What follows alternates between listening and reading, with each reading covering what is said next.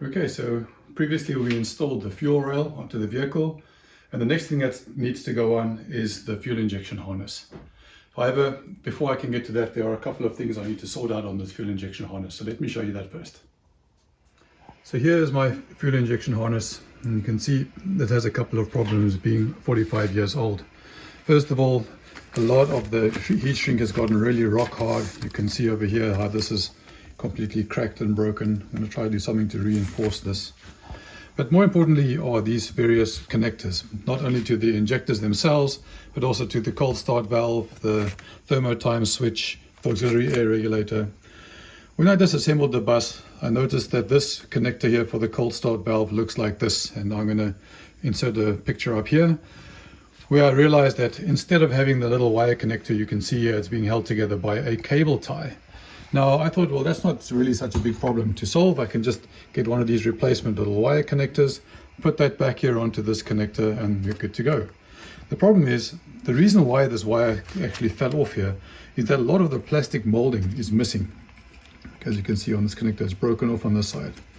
So I just went and bought a couple of replacement EV1 connectors, which is almost exactly the same. And my intent is to de-pin this connector over here, replace the plastic housing with the new one, which has this nice new spring-loaded wire on it already, so that we can basically freshen this up. And whilst I'm at it, I also want to remove this perished boot. You can see it's just a short piece. This back piece is already missing. It's completely rock hard. I got these soft silicone rubber replacement boots, which I want to put on here as well. And I also want to remove some of this old rock hard heat shrink and put some fresh flexible heat shrink on there as well, because these can't bend right now. At the moment I bend this a little bit, this heat shrink is just going to crack and snap. Right, so I'm going to do the same for a lot of the connectors, so let me get going with that.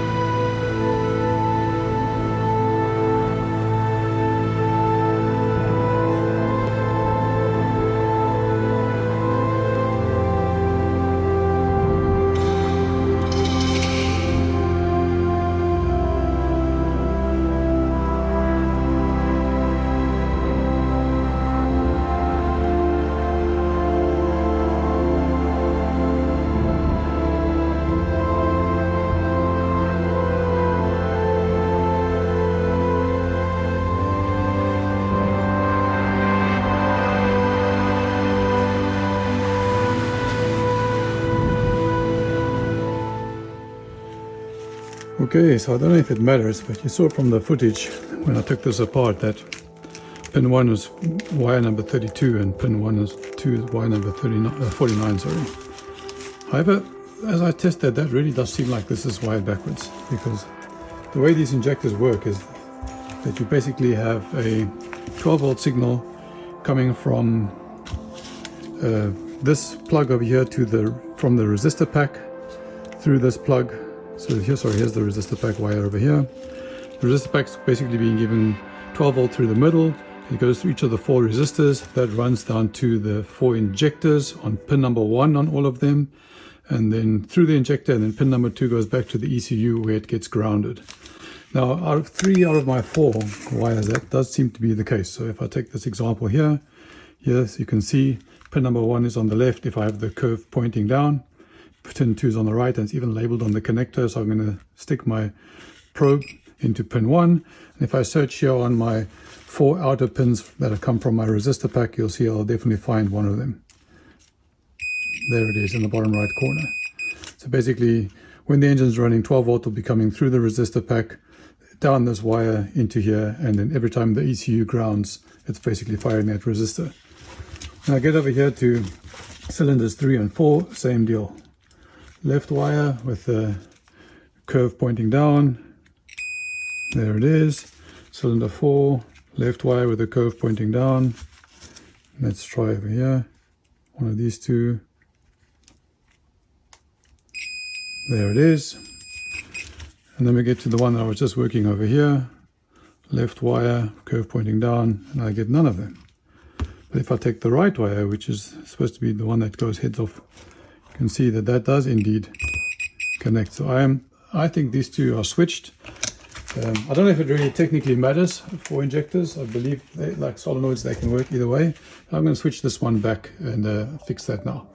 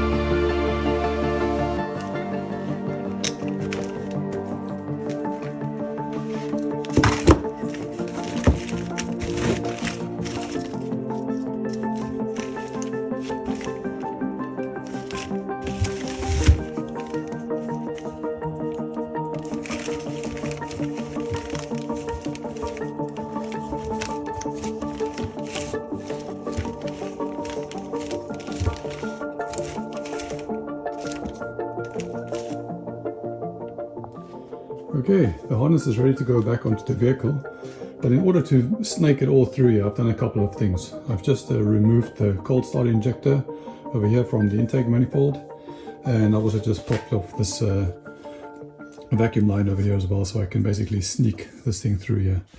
The other thing I removed was this bracket over here, which I had mounted for the spark plugs. Now, it was missing on my bus, and I managed to source one. Here's what that bracket looks like. But at this point, I'm not entirely convinced that the fuel injection cars ever had this bracket, so I'm going to try and snake through the fuel injection harness and see whether there's still space for this. Otherwise, I might omit this or make some other kind of solution. Alrighty, let me get to it.